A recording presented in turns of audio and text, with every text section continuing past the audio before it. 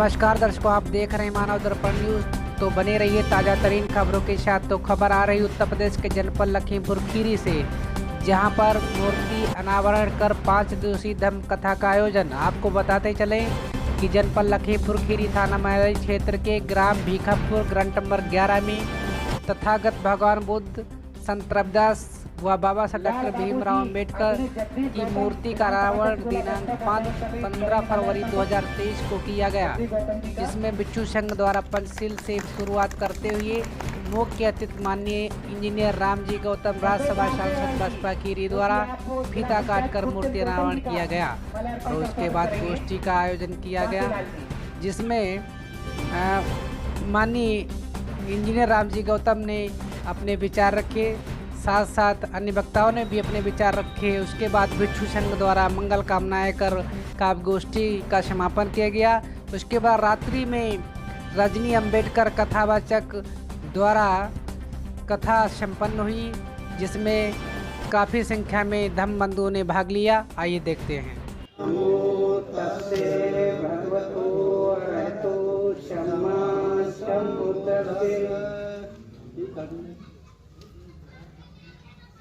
बाबा साहेब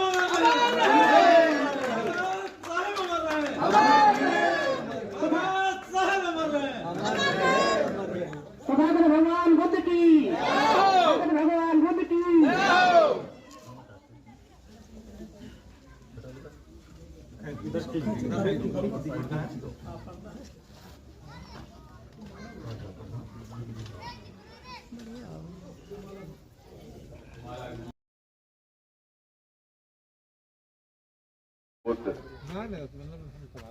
सामाजिक परिवर्तन के गुरुदूत, शिक्षा के जनक महात्मा ज्योतिबा फूले, आरक्षण के जनक कोल्हापुर विरासत के कुर्मी राजा छत्रपति साहू जी महाराज, भारतीय संविधान के रचयिता बौद्ध तत्व भारत रत्न परम पूज्य बाबा साहब डॉक्टर भीमराव अम्बेडकर, दलितों, पिछड़ों, गरीबों और मुस्लिमों को राजनीति की मुख्य धारा में लाने वाले वामसेव DS4 बहुजन समाज पार्टी के संस्थापक मान्यवर श्री कांसीराम साहब एवं बहुजन समाज में जन्मे उन तमाम संतों, गुरुओं और महापुरुषों के चरणों में श्रद्धा के सुमन अर्पित करते हुए, साथ ही मैं बहन कुमारी मायावती जी को अपना आदर्श नेता मानते हैं, जिन्होंने मुझ जैसे छोटे से परिवार से व्यक्ति को, इस लखीमपुर के एक छोटे से गरीब कार्यकर्ता को इस देश के सबसे बड़ी पंचायत में राज्यसभा MP बनाकर बिठाया, उसके लिए हमारे बहन जी को कोटि कोटि आभार भी व्यक्त करता हूं।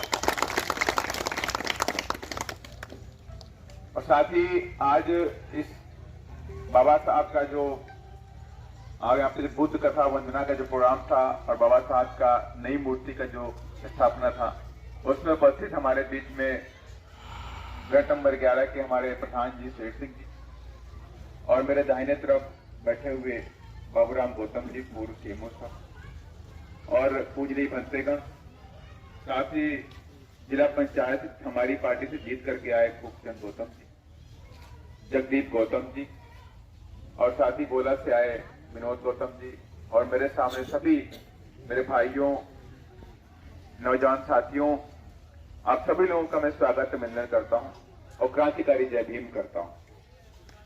आज जब बाबा साहब की मूर्ति का इनॉग्रेशन हुआ तो वक्तागणों ने बात को रखा, खूबचंद जी ने बात को रखा है कि नशा को लेकर के इन्होंने बात रखी, जगदीप जी ने भी सत्ता के बारे में बात रखी।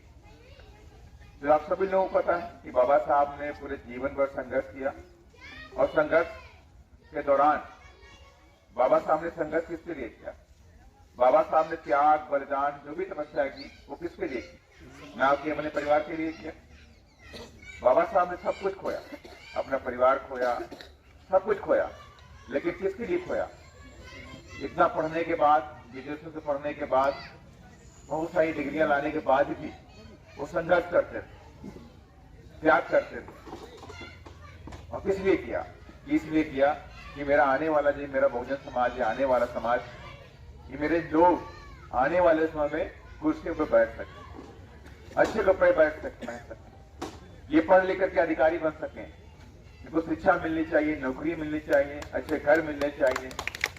इसके लिए संघर्ष किया बाबा साहब। और इस संघर्ष के दौरान बाबा साहब का साथ इसने दिया, माता रमाबाई ने किया। माता रमाबाई ने बहुत सारे कष्ट झेले जीवन के, सारे कष्ट जीवन के झेले। कई कई रात, कई कई दिन भूखे रहना पड़ा, बच्चों को भूखे रहना पड़ा। माता रमाबाई ने मजदूरी करी, यहाँ तक कि बताते हैं कि मंडियों में जो गोबर था उस अनाज को छांटी थी गोबर से, उससे अपने बच्चों को पेट पालने का काम किया।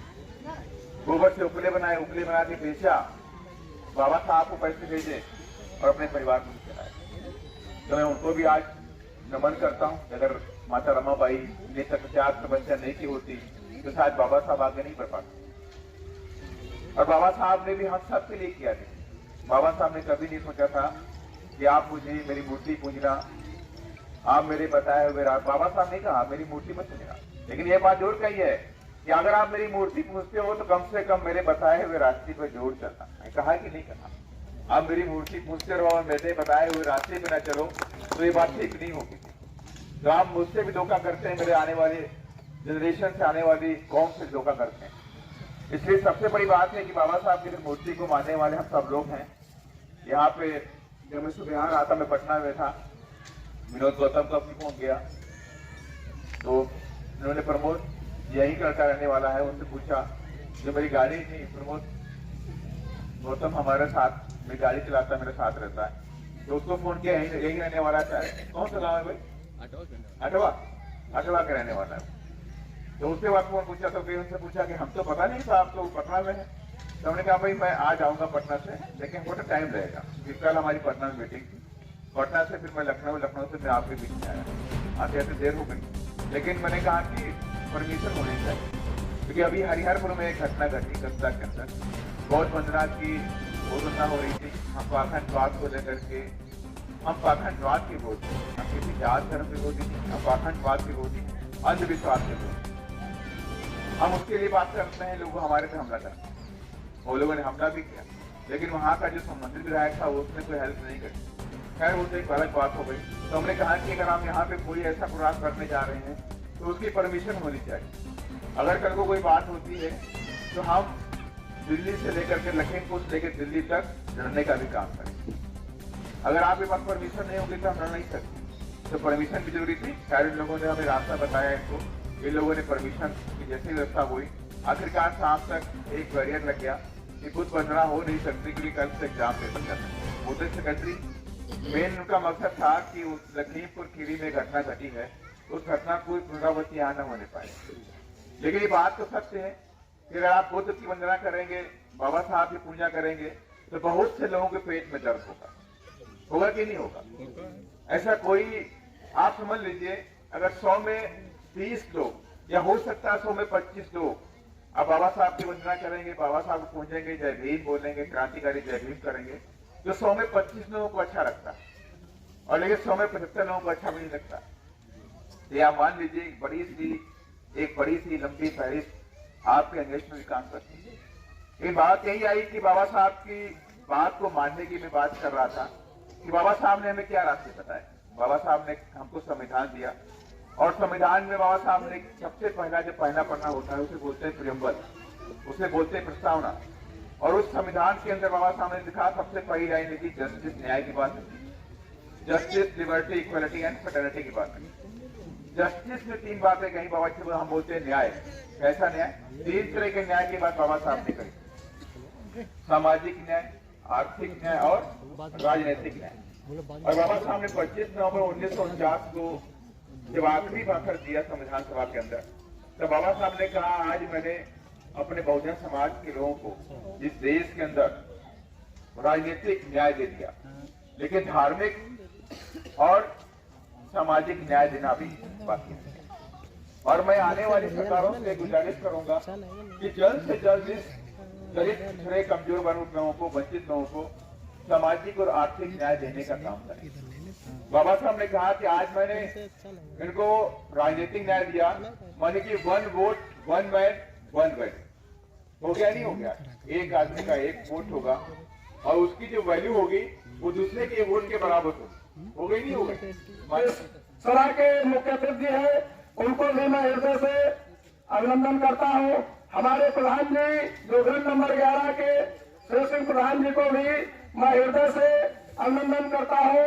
आए हुए हमारे महापुरुष, आए हुए जितने हमारे महान बुजुर्ग, पिता तुल्य और नौजवान भाई और हमारे बहने और नन्हे मुन्ने बच्चे, इनको मैं सबको हृदय से अभिनंदन करता हूँ। और बाकी जो भी हमारा समाज है, समाज में कुछ सुधार तो आने लगा है, तो ज्यादा कुछ ना कहते हुए सभी से मेरा गुजारिश है कि जो भी बात कथाएं होती है, ये हमारे समाज को सुधारने के लिए हम लोग नहीं जानते थे, हम अपने महापुरुषों के बारे में नहीं जानते थे। यदि महापुरुष आए, बाबा साहब संविधान लिखे, बाबा साहब ना होते तो आज हम लोग इस जगह पे नहीं होते। तो हम लोगों को जागरूकता मिली है, बाबा साहब के ही मिशन पे हम लोगों को चलना है। बाबा साहब की 22 प्रतिज्ञाएं थी, 22 प्रतिज्ञाएं यदि नहीं अमल कर सकते हो तो उनके कुछ विचार, 2 ही 3 उनके मूल मंत्र जो है पर विचारों पे चले तो हमारा समाज जो है आगे बढ़ सकता है। शिक्षित करें, पहले बच्चों को शिक्षित कर देंगे, फिर ये संगठित हो जाए, संगठित हो जाएंगे तो संगठन खुद बना लेंगे। गूंगों को जीवन, नारी को सम्मान, भारत को संविधान देने वाले परम पूज्य बाबा साहब के मिशन को जन जन तक पहुंचाने वाले वाम से DF और बहुजन समाज पार्टी के संस्थापक परम पूज्य माननीय काशीराम साहब जी के चरणों में श्रद्धा के सुमन अर्पित करते हुए आज की बैठक के मुख्य अतिथि राष्ट्रीय कोऑर्डिनेटर परम आदरणीय माननीय रामजी गौतम जी सदस्य राज्यसभा जी का बहुत बहुत स्वागत में वंदन करते हुए मंच पे मंचासीन ग्रेड नंबर 11 के प्रधान परम आदरणीय शेर सिंह गौतम जी, जिला पंचायत सदस्य परम आदरणीय बड़े भाई खूबचंद गौतम जी, पूर्व रिटायर्ड सीमो परम आदरणीय डॉक्टर बाबूराम गौतम जी, मंच पर मंचासीन बनते जी को नमन करते हुए उपस्थित सभी का स्वागत वंदन करते हुए ज्यादा ना कुछ कहते हुए, बाबा साहब ने जो हमको हक अधिकार दिलाए हैं वो सिर्फ शिक्षा के दम पे दिलाए हैं, इसलिए हम लोगों को सबसे पहले शिक्षा के ऊपर ध्यान देना है। उसके बाद बाबा साहब ने कहा है कि सत्ता वो मास्टर की चाबी है जिससे हर बंद दरवाजा खोला जा सकता है, इसीलिए हम लोगों को सत्ता प्राप्त करना है। धन्य है माननीय काशीराम साहब जिन्होंने बाबा साहब के सपने को पूरा करके बहन जी को एक बार नहीं 4 मुख्यमंत्री बनाया। इसलिए हम लोगों को संकल्प लेना है कि आने वाले लोकसभा चुनाव में एक वोट डाल के अपना सांसद जिता के बहन जी को प्रधानमंत्री बनाना। इसी के साथ मैं अपना पूरा समय मुख्य अतिथि जी को देते हुए जय भीम, जय भारत, खुदा हाफिज़।